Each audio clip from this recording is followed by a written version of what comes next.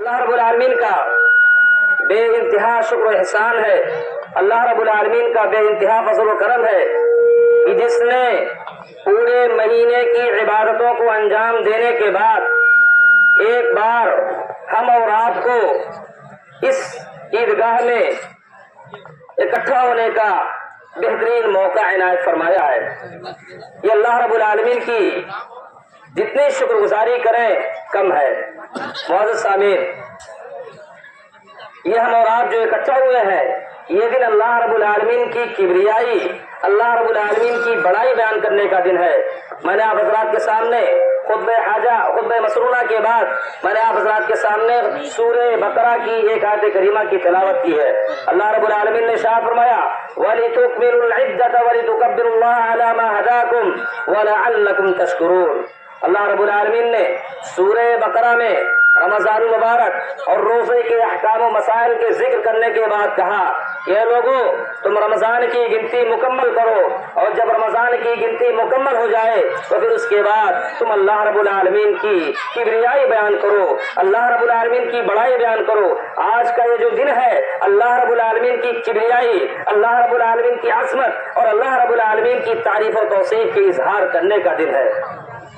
معزز سامعین، اور یہ ماہ رمضان جو ہم سے رخصت ہوا ہے، یہ ماہ رمضان بہت سارے پیغامات دے کر کے ہم سے رخصت ہوا ہے۔ ماہ رمضان جو گزرا ہے وہ تربیت کا مہینہ رہا ہے، وہ ایک تربیت کا کورس رہا ہے، اور اس مقدس مہینے کے اندر جس چیز کی ہمیں تربیت دی جاتی تھی، ان میں سب سے بڑی چیز کی جو تربیت دی گئی وہ یہ ہے کہ تقویٰ کا اختیار کرنا۔ قرآن کریم نے اسے لفظ تقویٰ سے تعبیر کیا ہے، اور تقویٰ کا مفہوم کیا ہے؟ اللہ رب العالمین کا ڈر، اللہ رب العالمین کا خوف اپنے دلوں کے اندر بسا لینا۔ اور ہم نے جو رمضان مبارک کے روزے گزارے ہیں، اس کی فرضیت کا بھی مقصد اللہ رب العالمین نے قرآن کریم میں تقویٰ بیان کیا۔ اللہ رب العالمین کا ڈر اور خوف ہونی چاہیے، دنیا کے کسی بھی کونے میں ہو، دنیا کے کسی بھی خطے میں ہو، کہیں بھی ہو، ہمیں اللہ رب العالمین کا ڈر اپنے اندر پیدا کرنے کی ضرورت ہے، ہمیں اللہ رب العالمین کا خوف اپنے اندر پیدا کرنے کی ضرورت ہے۔ یہ ماہ رمضان جو گزرا ہے، ہمیں یہ تقویٰ کا پیغام دے کر کے رخصت ہوا ہے۔ میرے بھائیوں، اسی طریقے سے اگر میں یہ کہوں دوسرے پیرائے میں، تو رمضان آ کر ہمیں یہ پیغام دے رہا ہے، ہمیں یہ سبق دے رہا ہے، ہمیں یہ نصیحت دے رہا ہے کہ اے لوگوں، تم حقوق اللہ اور حقوق العباد دونوں کی ادائیگی بیک وقت کرو۔ جس طریقے سے تم اللہ کے حقوق میں کوئی کوتاہی نہیں کرتے ہو رمضان مبارک کے مقدس مہینے میں بعین ہی، اسی طریقے سے لوگوں کے جو حقوق ہیں، بندوں کے جو حقوق ہیں، ایک دوسرے کے تئیں جو ہمدردی ہے، ایک دوسرے کے تئیں جو غمخواری ہے، ان ساری چیزوں کا ہمیں اظہار کرنے کی ضرورت ہے، اور حقوق العباد کی اہمیت کو سمجھنے کی ضرورت ہے۔ یہ ماہ رمضان ہمیں پیغام دے رہا ہے۔ آج عید الفطر کا دن ہے، بڑا ہی محترم اور مقدس، بہت ہی عظمت والا دن ہے، اور یہ دن ان لوگوں کے لیے خوشیوں کا لمحہ ہے۔ آج کا دن ان لوگوں کے لیے شادمانی کا موقع ہے جنہوں نے رمضان مبارک جیسے مقدس مہینے میں اپنے آپ پر اور اپنے نفس پر قابو رکھا، اپنے نفس پر کنٹرول رکھا۔ اس کی مثال یوں ہے، ہمارے پاس ساری چیزیں موجود تھی، کھانے کی مختلف ڈشیں موجود تھی، لیکن اس کے باوجود بھی ہم کھاتے نہیں تھے، اور اللہ رب العالمین کا ڈر ہمارے اندر خوف بیٹھا ہوا تھا، جس کی وجہ سے جب تک اذان نہیں ہوتی تھی ہم ایک لقمہ، جبکہ وہ ہمارے لیے حلال تھا، لیکن ایک لقمہ بھی ہم اپنے اندر داخل ہونا گوارا نہیں کرتے تھے۔ تو یہ رمضان مبارک جو پیغام دے کر کے ہمیں بہت ساری چیزوں کا پیغام دے کر کے ہمیں رخصت ہو رہا ہے۔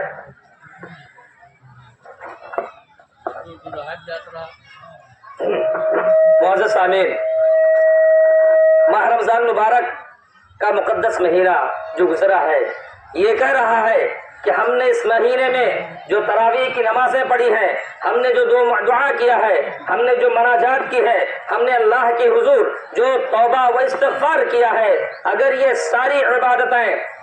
حقوق اللہ کا پیغام دیتی ہیں، تو روزے کی بھوک، اور وہ لوگ جو روزہ نہیں رکھتے تھے، اسی طریقے سے فدیہ ادا کرنا، صدقات و خیرات، جو ہم اور آپ نے عید الفطر کی نماز کی ادائیگی سے پہلے ہم اور آپ نے صدقہ فطر ادا کیا ہے، یہ ساری عبادتیں حقوق العباد کا پیغام دیتی ہیں۔ گویا کہ ماہ رمضان مسلمانوں کی تربیت کر رہی ہے کہ بندوں کے حقوق میں کوئی کوتاہی نہیں ہونی چاہیے، بندوں کے حقوق میں کسی طرح کی کوئی کمی نہیں ہونی چاہیے، کیونکہ اگر اللہ کے حقوق میں کمی رہ گئی تو اللہ رب العالمین ارحم الراحمین ہے، وہ ہماری مواخذہ تو کرے گا لیکن ہمارے اوپر رحم و کرم کا معاملہ فرمائے گا۔ لیکن اگر بندوں کے حقوق میں کسی طرح کی کمی رہی اور اگر اس نے معاف نہیں کیا اور اس دنیا سے رخصت ہو گیا تو قیامت کے دن کا سخت مواخذہ ہوگا، قیامت کے دن کی سخت پکڑ ہوگی۔ میرے بھائیوں،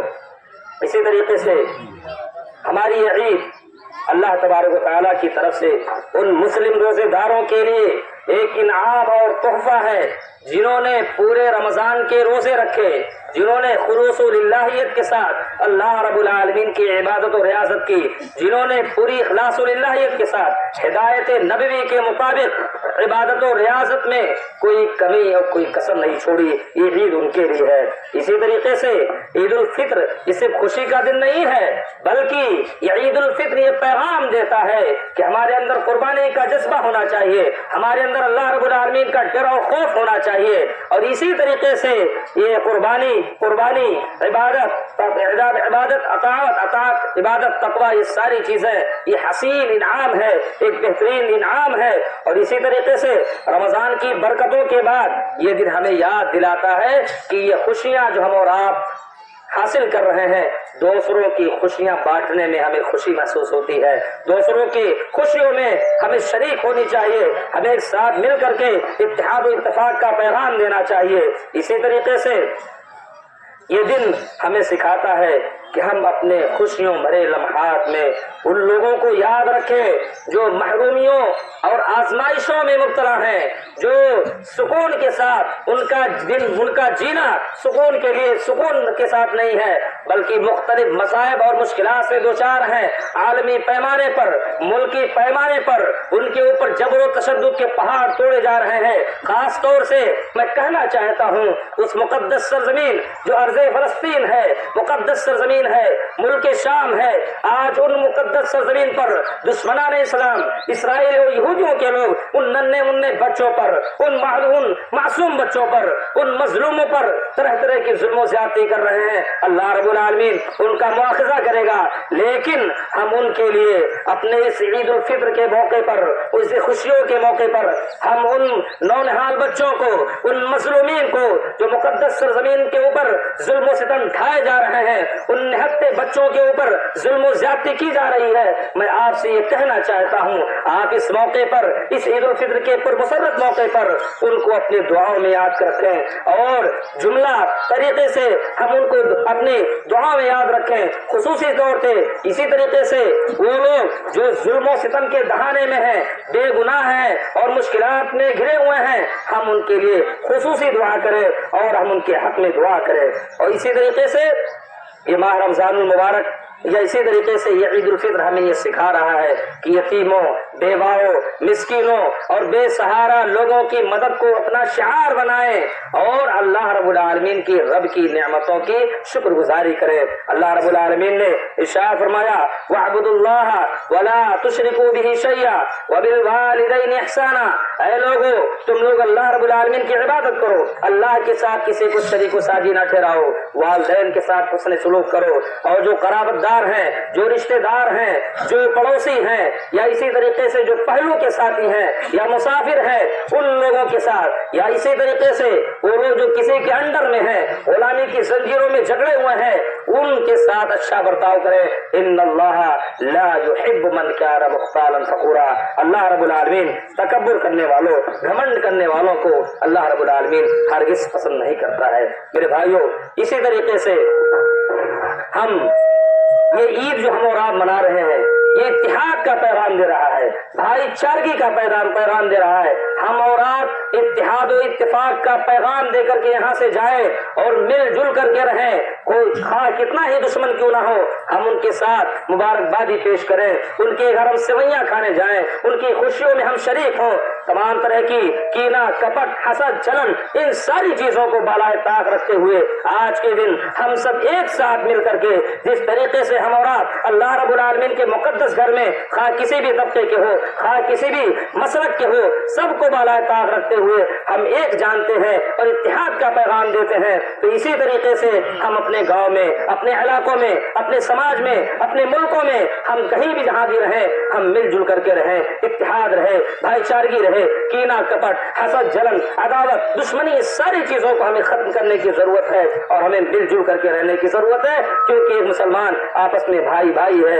اسے چاہیے کہ کسی کے اوپر ظلم و زیادتی نہ کرے، اسے چاہیے کہ اس کو حقیر نہ سمجھے، اسے چاہیے کہ اس کے دکھ درد میں شریک ہو، ایسا نہ ہو کہ کوئی پریشان حال ہے ہم دیکھ رہے ہیں اپنی نظروں کے سامنے دیکھ رہے ہیں لیکن اس کے باوجود بھی ہم ٹھٹھے مار رہے ہیں اور ہم بالکل اپنی موبائل کی فلیش آن کر کے ہم کیمروں کے نظر کر دیتے ہیں اور سوشل میڈیا کی نظر کر کے ان کی عزت کے ساتھ کھلواڑ کرتے ہیں، ان کی عزت کو تار تار کر دیتے ہیں۔ میرے بھائیوں یہ ساری چیزیں ہمیں سوچنے کی ضرورت ہے، ہمیں سچ سمجھنے کی ضرورت ہے۔ ہم اپنا اللہ رب العالمین نے ہمیں جو عقل سلیم دیا ہے ہم اس عقل سلیم کا صحیح طریقے سے استعمال کریں اور جو مظلومین ہیں جو مقہورین ہیں جو بالکل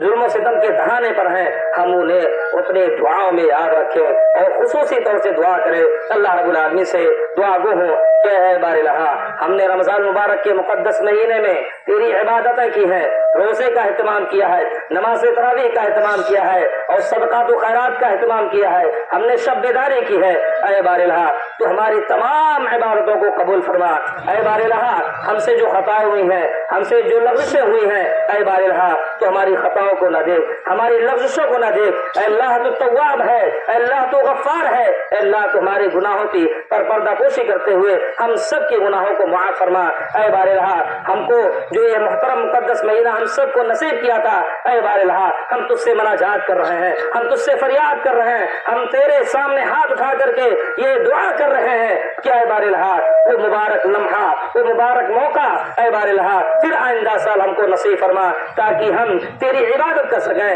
تیری بندگی سے کر سکیں۔ اسی طریقے سے ایک چیز اور بھی کہ اے بار الہا تو ہمیں جس طریقے سے رمضان مبارک کے مقدس مہینے میں جو جذبہ پیدا کیا تھا عبادت کرنے کا بعین ہی اسی طریقے سے وہی جذبہ وہی طرف ہمارے اندر بھی پیدا کر دے، کیونکہ اللہ رب العالمین نے ارشاد فرمایا فسبح بحمد ربک وکن من الساجدین، اے لوگوں تم اپنے رب کی تسبیح بیان کرو اور اللہ رب العالمین کی سجدہ کرنے والے بن جاؤ، اللہ رب العالمین کی شکر گزاری کرنے والے بن جاؤ، واعبد ربک حتی یأتیک الیقین۔ اور اس آیت کریمہ کے ٹکڑے میں بہت اہم پوائنٹ بتلایا گیا اور ان لوگوں کو یہ پیغام دیا گیا کہ جو رمضان تک مساجد کا رخ کرتے ہیں پھر اس کے بعد اللہ کو بھول جاتے ہیں، اللہ رب العالمین نے ایسے لوگوں کے بارے میں فرمایا کہ اے لوگوں تم مسجدوں کو مرثیہ خانہ بناؤ، مسجدوں کو ایسے ویران نہ بناؤ، کیونکہ میں نے تم کو حکم دیا ہے جب تک تم اس دنیا کے اندر رہو موت تک تم اللہ رب العالمین کی عبادت کرتے رہو، اللہ رب العالمین کی عبادت میں کسی طرح کی کوئی کمی اور کسر نہ چھوڑو۔ اللہ رب العالمین